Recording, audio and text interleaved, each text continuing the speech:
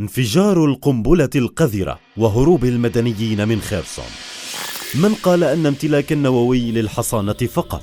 لو أن أحد الدول النووية باتت تنطوي تحت الخذلان والخسارة، هل ستكتب على ترسانتها النووية للعرض فقط؟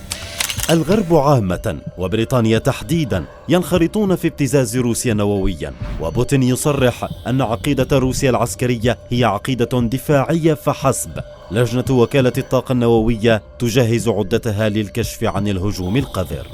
عزيزي المشاهد، اشترك في القناة وفعل الجرس ولنمضي سوية لمعرفة الهدوء الذي يسبق العاصفة.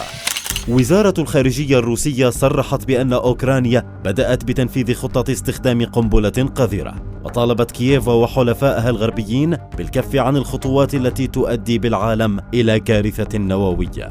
كما اتهمت كييف بالتخطيط لتفجير القنبلة القذرة من خلال عملية تمويه توحي بأنها استخدام غير طبيعي لذخيرة نووية روسية منخفضة القوة.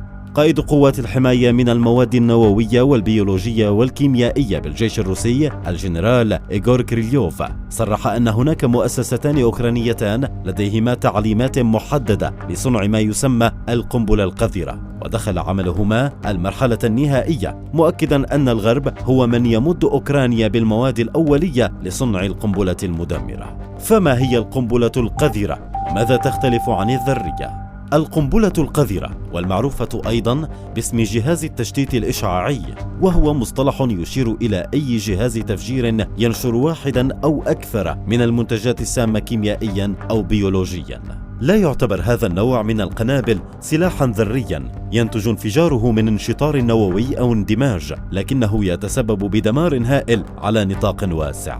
تعد القنبلة القذرة أقل تعقيدا في تصنيعها، فهي تستخدم متفجرات تقليدية، والهدف منها هو تلويث منطقة جغرافية والناس الموجودين فيها عن طريق الإشعاعات المباشرة وابتلاع أو تنشق المواد المشعة.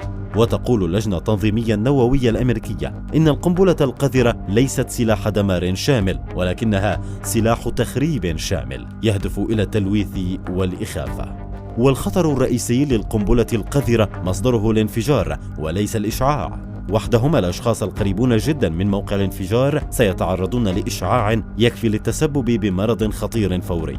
الأمر الذي دفع الإدارة المحلية لولاية خيرسون أن تنشر بيانا على موقع تيليجرام تطلب فيه من المدنيين مغادرة المدينة على الفور، لتجد الاستجابة من آلاف الناس الذين غادروا مدينتهم بذعر وخوف.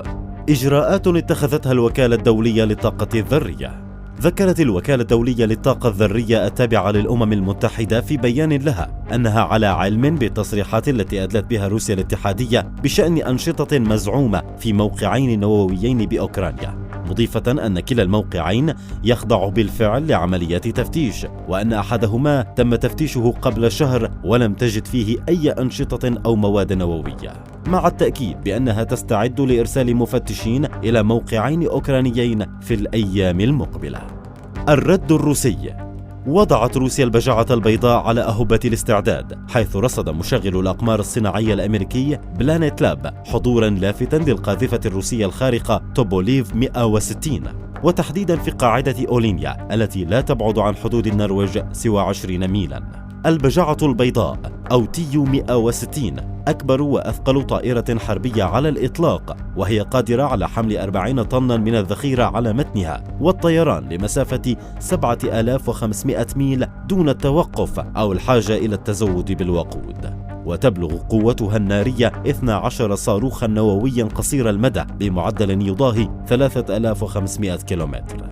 المسؤول بوزارة الخارجية الروسية كونستانتين فرونتسوف في الأمم المتحدة صرح بأن استخدام الأقمار الصناعية التجارية في الفضاء الخارجي لأغراض عسكرية من قبل الدول الغربية يمثل نزوعا خطيرا للغاية، وأردف أن البنية التحتية شبه المدنية قد تصبح هدفا مشروعا للرد.